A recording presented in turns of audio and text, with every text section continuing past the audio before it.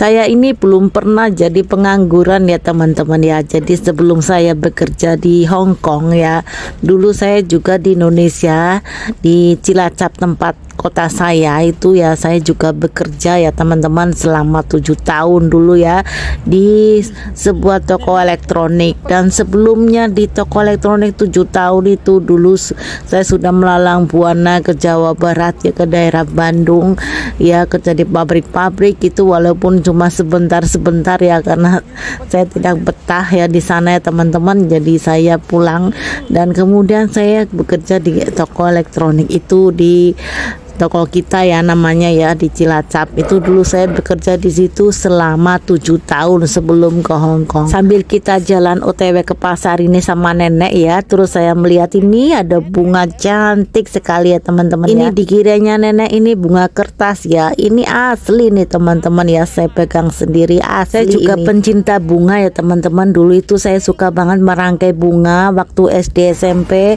saya merangkai bunga, saya bawa ke sekolahan untuk menghias meja guru gitu. Dan ini sudah sampai juga di pasar ya. Ini banyak buah-buah seger di sini ya teman-teman. Tapi kali ini saya tidak akan bercerita tentang pasar ataupun tentang buah ya. Tapi saya akan bercerita tentang masa lalu waktu saya bekerja di toko elektronik itu selama 7 tahun. Ada salah satu teman aku yang sirik banget sama aku. Aku tidak mengerti ya. Sirik sama aku, selalu nyindir-nyindir aku, nggak jelas, kadang kayak sewot gitu sama aku. Aku tuh nggak ngerti, aku cuekin aja. Terus kemudian diperhatikan lagi, dia itu kalau beli makanan selalu dua. Bukan aku yang tanya, tetapi teman aku yang tanya, kamu kenapa sih kalau beli makanan kok dua?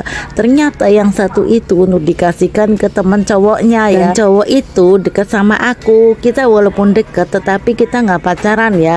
Bukan berarti kalau dekat itu cowok sama cewek itu pacaran, itu enggak ya. Kami nggak pacaran, tetapi mungkin karena dia itu something wrong sama saya, jadi selalunya sirik begitu ya. Terus temanku yang satunya itu berani ngomongin sama dia, kamu kalau suka sama cowok kamu nggak perlu berkorban sebegitunya ya. Cowok kalau ditraktir terus sih senang-senang aja ya, tetapi bukan berarti terus simpati, terus membalas cintanya itu enggak, membalas suka sama dia tuh enggak ya.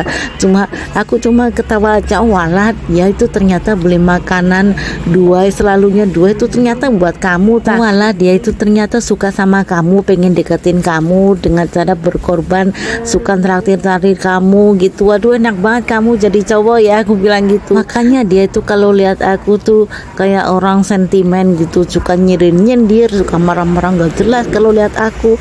Aku tuh nggak ngerti masalahnya apa, kenapa sih sama aku, kenapa dia seperti itu. Oh, ternyata dia itu something wrong sama aku. Temanku cewek yang satunya karena merasa kasihan ya dengan sesama perempuan gitu ya, kemudian bilangin lah, dirapatkan gitu ya, kamu kalau suka sama cowok itu jangan mau berkorban segitunya ya. Sampai dia nangis ya, karena malu entah gimana ya, dia sampai nangis ya. Tetapi pihak cowoknya ditanyain nggak suka. Memang kalau nggak suka kan nggak bisa dipaksain ya, walaupun dia itu sudah berkorban sering traktir makanan, tetapi nggak suka ya nggak suka gitu ya. Jadi yang namanya perasaan itu tidak bisa dipaksakan. Terus aku terus bilang, aku sama si dia itu ya, nggak usah sebut nama ya, kan aku sama si dia itu tidak punya hubungan apapun, kita cuma teman saja, aku bilang gitu. Dan saya tidak pernah traktir makanan seperti kamu, aku bilang gitu.